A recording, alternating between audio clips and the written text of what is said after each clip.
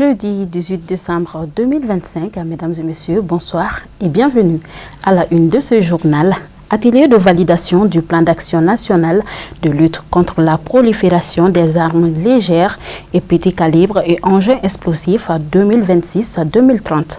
La cérémonie d'ouverture ayant réuni de représentants d'institutions de la République, des partenaires, des associations juvéniles, des forces de défense et de sécurité ainsi que des fabricants d'armes était présidée par le représentant du ministère de la Sécurité et de la Protection civile. Le reportage est signé Sadio Sidibé, Abdoulaye Sogodougou. C'est par le mot introductif du représentant de la commune 4 du district de Bamako que la cérémonie a débuté. Ce dernier a remercié le SPCNL et les partenaires pour leur lutte inlassable dans le cadre de la lutte contre la prolifération des armes légères et petits calibres et engins explosifs. Son intervention sera suivie par celle des partenaires techniques et financiers qui ont salué l'engagement du gouvernement malien dans la lutte contre ce fléau. Permettez-moi, avant tout propos, de saluer l'engagement constant du gouvernement du Mali à travers le secrétariat permanent de la Commission nationale de lutte contre la prolifération des armes légères pour la mise en œuvre des instruments internationaux et régionaux visant à réduire la circulation illicite des armes et à renforcer la sécurité des populations. Aujourd'hui, comme l'a dit le secrétaire permanent tout à l'heure, nous franchissons une étape importante avec 4 documents stratégiques essentiels soumis à votre validation. Il s'agit du plan national d'action des armes légères et petits calibres 2026-2030 qui trace la feuille de route pour les 5 prochaines années. Les acteurs judiciaires ainsi que la société civile ont unanimement salué cette approche qui vise à réglementer ce secteur. Ils ont également insisté sur le soutien de tous pour faire face à la circulation illicite des armes légères et petits calibres et engins explosifs. Nous sommes chargés de lutter contre la détention illégale d'armes à feu de façon globale dans le cadre de la lutte contre la prolifération des armes légères. Nous sommes en étroite collaboration avec la structure relevant de notre circonscription. Lorsque les procédures judiciaires sont engagées par l'interpellation de ceux-là qui n'ont pas la qualité ni l'autorisation de posséder des armes légères, nous les récupérons et après traitement judiciaire, nous nous adressons à la structure du secrétariat permanent pour pouvoir faire dépôt de ces scellés à leur niveau. La lutte contre la prolifération des armes légères et de petits calibres, dans ce domaine, le Mali est pionnier dans toute l'Afrique et au Mali, il y a eu des avancées. Mais avec l'arrivée du secrétariat, parce qu'il n'y avait pas de secrétariat, depuis la création du secrétariat de la Commission nationale, il y a eu une dynamique qui nécessite le soutien de tout le Mali, surtout dans la situation où nous sommes aujourd'hui. Cet atelier marque la validation du plan d'action de lutte contre la prolifération des armes légères et petits calibres comportant 4 documents stratégiques, à savoir le plan national d'action des armes de petits calibres 2026-2030, entre autres, qui trace la feuille de route pour les 5 prochaines années. Nous sommes réunis ce matin à l'hôtel Nord-Sud dans le cadre de la validation de certains documents stratégiques qui parlent d'activités dans tout le secteur. Il faut des documents de référence. Et ces documents sont conçus sont à 4 niveaux. Il s'agit de la validation du plan d'action national qui est notre mère courante. Et c'est dans le plan d'action que nous avons des activités préconisées en fonction de la situation actuelle du pays. Nous avons un document sur le guide de la fabrication artisanale des armes pour encadrer cette pratique qui est une pratique ancestrale qui existe au Mali depuis plusieurs siècles. Nous avons également la cartographie des artisans, où sont implantés les artisans et quels sont les types d'armes ou les quantités d'armes que ces artisans fabriquent. Donc il faut valider également ces documents et notre stratégie de communication et de mobilisation. Donc il s'agirait pour nous, pour les 5 années à venir, d'avoir des documents référentiels qui constituent des bases pour nous pour pouvoir mener nos actions afin d'éradiquer le phénomène de la prolifération des armes légères et des petits calibres dont les populations maliennes ont tant vraiment souffert par rapport à cette problématique-là.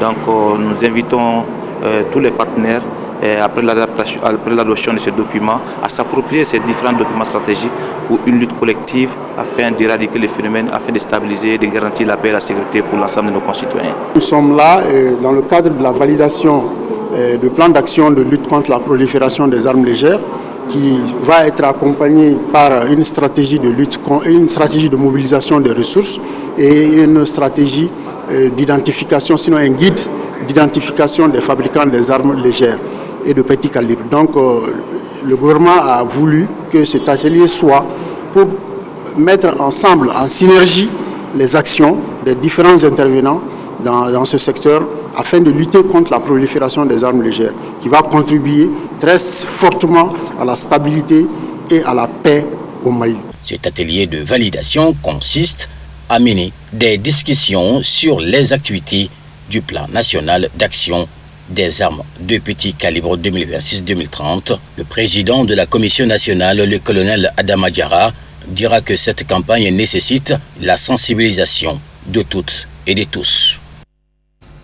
L'actualité sur un tout autre plan. Au Bénin, une trentaine de personnes, majoritairement des militaires, ont été placées en détention provisoire après la tentative de coup d'État de juillet du 7 décembre visant le président Patrice Talon.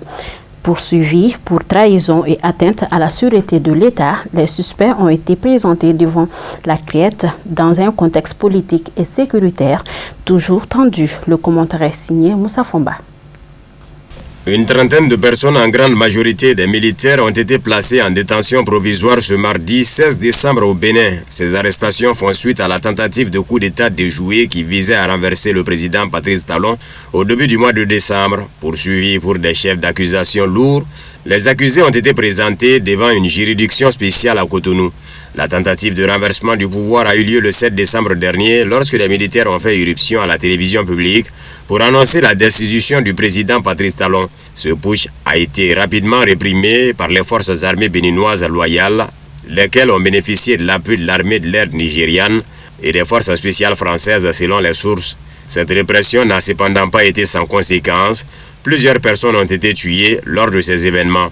Par ailleurs, le lieutenant-colonel Pascal Tigri, identifié comme le chef présumé du coup d'État, ainsi que d'autres soldats mutins sont toujours activement recherchés et en fuite. Ces événements surviennent dans un climat politique tendu au Bénin. Le président Patrice Talon, qui doit céder le pouvoir en avril après 2 mandats constitutionnels, est reconnu pour avoir stimulé la croissance économique du pays. Néanmoins, il est régulièrement accusé d'autoritarisme par ses détracteurs de l'opposition. Parallèlement à l'incarcération de la trentaine de suspects, d'autres personnalités ont été inquiétées dans le cadre de cette affaire. Chabi Yahi, fils de l'ancien président Thomas Boni Yahi et figure de l'opposition, a été remis en liberté après avoir été entendu par la police judiciaire lundi. Il reste toutefois poursuivi en lien avec la tentative de coup d'État pour les motifs qui n'ont pas été précisés. Revenons à Bamako, lancement officiel de la campagne de M. Haruna Kanté pour l'élection de la CECIM. Il se présente sous la bannière du renouveau de la Chambre de commerce et d'industrie du Mali. C'était ce jeudi 18 décembre 2025 à l'hôtel Maïva Palace de Bamako. Suivons nos reporters Sadio Sidibé et Abdoulaye Sogoudou. Le compte à rebours est lancé pour la course de la présidence de la Chambre de commerce et d'industrie du Mali. M. Haruna Kanté, candidat pour le renouveau de la CECIM, a lancé officiellement sa campagne en présence des parents, amis, collaborateurs, mais aussi des autorités. La presse malienne était également fortement représentée à cette cérémonie de lancement. M. Kanté a dévoilé ses ambitions pour la présidence de la CECIM. C'est avec une immense joie et un grand honneur que je prends la parole devant vous aujourd'hui. Votre présence témoigne de la vitalité de notre secteur privé et de l'espoir que nous plaçons dans l'avenir économique de notre nation.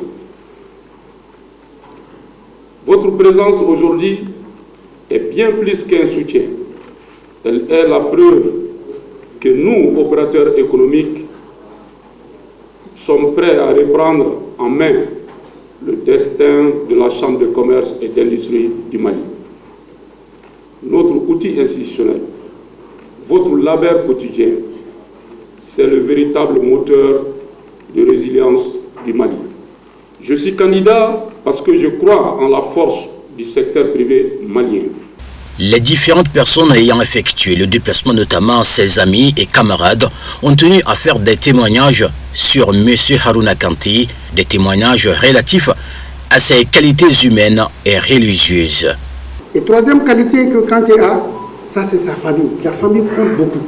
Vous voyez les Américains, quand on veut se présenter à l'élection présidentielle aux États-Unis, Monsieur le Président, je parle sous votre contrôle, le candidat est toujours présenté avec sa femme et ses enfants. Parce que quelqu'un qui n'a pas pu gérer une famille, ne comptez pas sur lui, vous ne pouvez pas lui confier une famille, une nation ou entre une responsabilité. Quelqu'un qui n'a pas le temps pour sa famille, quelqu'un qui ne considère pas sa famille, n'est pas responsable. Quand il est un bon chef de famille, les grandes crises, les banqueroutes arrivent comme ça. Quand on crée la panique, on crée la confiance de la population, c'est là où on contribue à ce que vraiment tout s'écroule. Quand il a réuni ici les opérateurs économiques pour rassurer le peuple malien, en disant que tranquillisez-vous, le marché est suffisamment approvisionné. Quand nous vous remercions pour cela. Outre les mots de remerciement du candidat Harouna Kanté, il a apporté son soutien aux autorités de la transition tout en saluant nommément le président de la transition, le général d'armée, Assimi Goïta, chef de l'État. M. Harouna Kanté, puisqu'il est en terrain connu, n'a pas caché ses ambitions pour rénover la Chambre de commerce et d'industrie du Mali. Ma motivation n'est pas personnelle. Elle s'inscrit dans un cadre de confiance et d'une feuille de route pour le renouveau. L'enjeu de cette élection n'est pas de porter un homme à la tête de la Chambre de commerce et d'industrie du Mali, mais plutôt lui donner sa lettre de noblesse, sa crédibilité et surtout de jouer pleinement le rôle qui est le sien dans l'émergence économique du Mali croix. Cependant, nous sommes conscients des défis colossaux qui nous attendent. Mesdames et messieurs, le Mali est un grand pays. Le Mali regorge d'un potentiel réel, or, coton, le bétail et désormais le lithium. C'est le lieu aussi pour moi de rendre un hommage à son Excellence le général d'armée, Assimi Goïta, président de la transition, chef de l'État, pour sa clairvoyance et ses innombrables efforts pour le rayonnement de l'AES en général et le Mali en particulier. Pour parvenir à la victoire de la Chambre de commerce et d'industrie du Mali, M. Harouna Kanté, candidat pour le renouveau, a sollicité l'accompagnement de tous et de toutes pour redonner un nouveau visage à la Chambre de commerce et d'industrie du Mali, et cela ne saurait se faire sans un soutien indéfectible à sa personne. C'est pourquoi il souhaiterait dès le soir du 8 février 2026 être le nouveau président de la Chambre de commerce et d'industrie du Mali. Je suis convaincu que grâce à notre mobilisation collective et à notre esprit de concertation, nous serons en mesure de relever les défis auxquels nous sommes confrontés et de trouver des solutions concrètes pour améliorer le secteur privé du Mali. Mesdames et messieurs, j'ai passé ma vie à construire, à entreprendre au Mali. Je connais la sueur de l'usine, la pression du marché, le poids de la charge administrative. Je ne vous propose pas une pause, mais un sursaut. Pour que le Mali devienne le pôle économique qu'il doit être, il nous faut une chambre de commerce et d'industrie qui ne parle pas, mais qui agit. Rejoignez-nous pour construire ensemble une chambre de commerce du renouveau. Donnez-nous votre confiance pour que nous puissions vous donner les moyens de votre succès. Au soir du 8 février 2026, nous allons écrire une nouvelle page de l'histoire économique de notre pays. Cette cérémonie qui a regroupé des acteurs majeurs du secteur du commerce et des investisseurs marque le lancement officiel de la campagne pour la présidence de la Chambre de commerce et d'industrie du Mali de M. Harouna Kanté, candidat pour le renouveau de la CICIM. Place maintenant à l'actualité internationale, un bref et en image avec la voix de Moussa Fomba.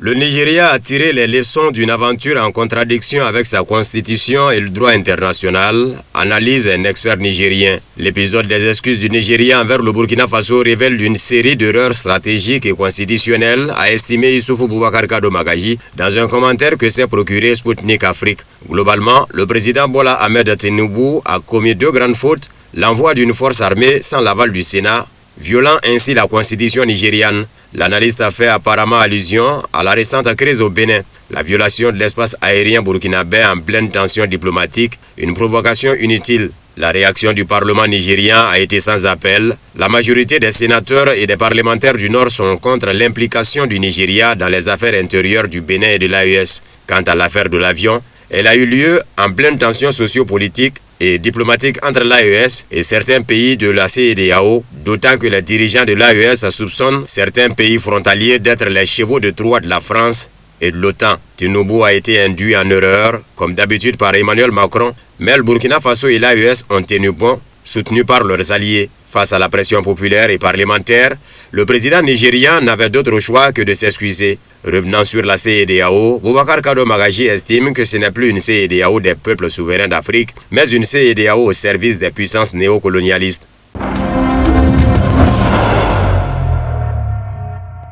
En République démocratique du Congo, le M23 annonce le retrait de ses troupes à Douvira et des gestes envers le Burundi. La décision de retirer les forces de l'Alliance Fleuve Congo AFC M23 de cette ville stratégique à la frontière burundaise qu'elle avait conquise le 10 décembre est une mesure de confiance visant à soutenir le processus de paix de Doha, a indiqué le groupe dans un communiqué. Cependant, les rebelles largement soupçonnés d'être soutenus par le Rwanda, ce qu'ils dément, ont assorti leur retrait de conditions. Des garanties de sécurité, la démilitarisation d'Ouvira, la protection de la population civile, le déploiement de forces neutres pour surveiller le cessez-le-feu. Ce retrait répond à une demande explicite de la médiation américaine et à d'importantes pressions internationales, quelques jours après la prise de contrôle de ce point stratégique au bord du lac Tanganyika. Par ailleurs, l'Alliance Fleuve Congo AFC dit être prête à remettre au gouvernement burundais ses militaires capturés lors de combats, plusieurs centaines selon des sources rebelles, déclarer un cessez-le-feu unilatéral,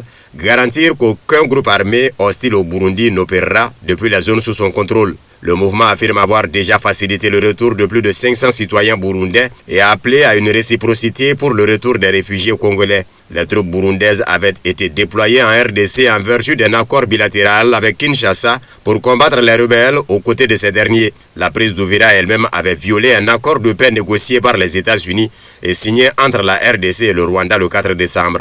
Elle avait provoqué le déplacement de centaines de milliers de personnes et ravivé les craintes d'une escalade régionale.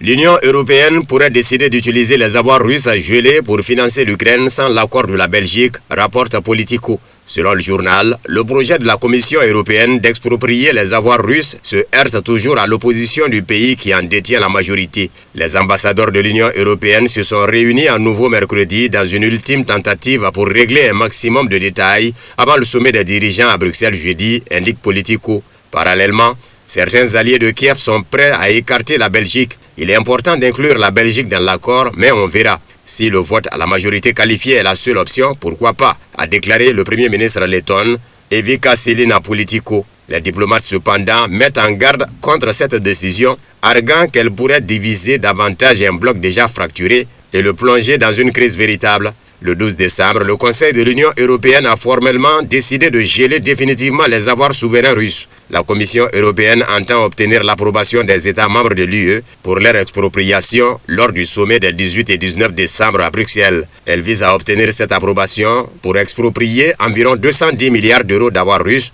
dont 185 milliards sont déjà bloqués sur la plateforme Euroclear en Belgique. Le président russe Vladimir Poutine avait précédemment qualifié la confiscation proposée d'acte de vol.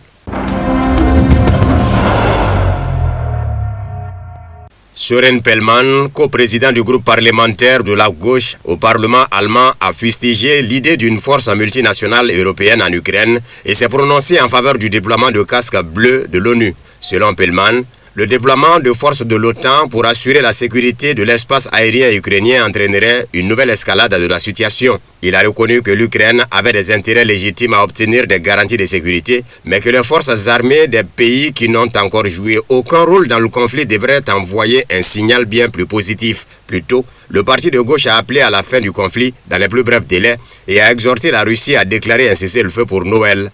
Réagissant à cette proposition, le porte-parole de la présidence russe, Dmitry Peskov, a déclaré que la Russie souhaitait une paix durable et n'était pas disposée à la remplacer par des solutions de facilité illusoires. À l'issue de leur discussion à Berlin lundi, les dirigeants des pays de l'Union européenne ont publié une déclaration commune. Selon ce document, ils souhaitent que les garanties de sécurité pour Kiev incluent la création d'une force multinationale en Ukraine, sous commandement européen, constituée grâce aux contributions des nations volontaires. La déclaration précise que ces forces contribueront à la régénération des forces armées ukrainiennes, à la sécurisation de l'espace aérien ukrainien et à la sécurité des mers, y compris par des opérations en territoire ukrainien.